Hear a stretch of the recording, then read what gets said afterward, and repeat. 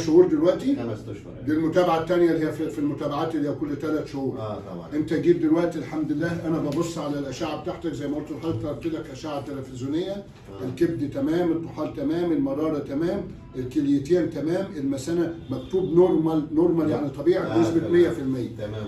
وكمان بصيت على تحاليل الدم بتاعتك ما شاء الله مفيش انيميا، والعض الابيض تمام، والصفايح تمام، والكبد تمام. واهم حاجه عندي انا الكلى تمام. يعني تحليل الكلى طالع 6 من 10 طبيعي بنسبه 100%. والسيوله تمام والسكر تمام. بقى صوديوم وبوتاسيوم وانت هتبعتهم لي. وعمل يروح الغيط هو؟ هو عايش في الغيط. عايش في الغيط. احنا العمليه اللي عاملينها تبر الحصان هي اللي عم تركب. الحمد لله يا دكتور. العمليه هي اللي عاملينها. احنا عاملين استنصال مثانه جذري. استئصال جذري المثانه بالمنظار. وزراعه مثانه بديله جديده. وعم يروح الغيط تمام. تمام وزي الفل. وعم تاكل وتشرب تمام التمام. انا في الغيط. هو في الغيط. انت في الغيط. انا في الغيط. تمام. ايوه. ولا خدنا كماوي. لا الحمد لله. ولا خدنا اشعاعي. الحمد لله. والاشعه والتحاليل بتاعتنا سليمه بنسبه 100%. الله. وجسمنا تمام التمام. زي الفل. ومفيش كيس ومفيش حاجه. لا زي صح كده ولا ايه؟ رضا كبير جوه. وانت في الغيط. الحمد لله. وعم تروح تصلي؟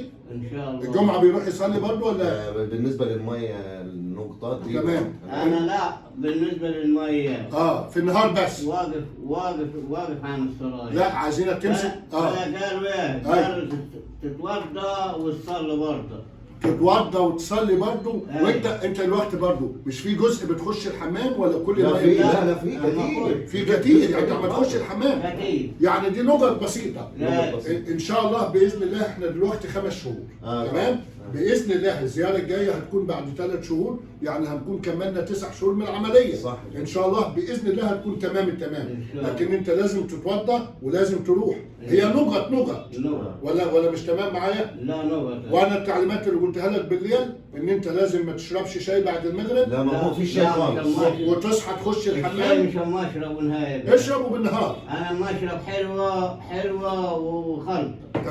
تمام الخلطه حلوه. وفي الليل اشرب حلوه بس. تمام. ولو عايز تشرب شاي اشربه في النهار. لا تمام.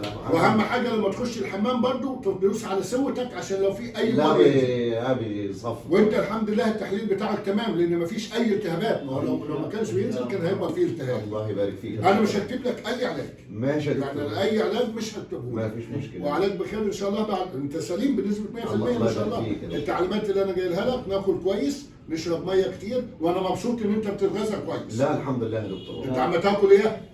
عم تاكل ايه؟ ماكل ايه؟ ايه الاكل اللي انت بتحبه عم تاكله؟ ربنا ماكل. عم يديك يا ربنا. اللحم ماكل. فراخ من البيت ماكل. فراخ من البيت بلدي. ايوه من البيت. تمام. ايوه. الميه اخبارها ايه؟ الميه زي كده زي. احنا عم ناخد البودره؟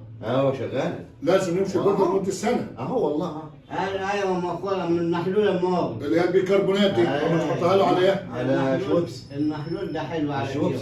الشوبس بالرمان. تمام. مهم جدا انك تاخد شوبس بالرمان وتاخد الميه. والله. ربنا يسعدك يا رب. وان شاء الله نشوفك بعد 4 شهور.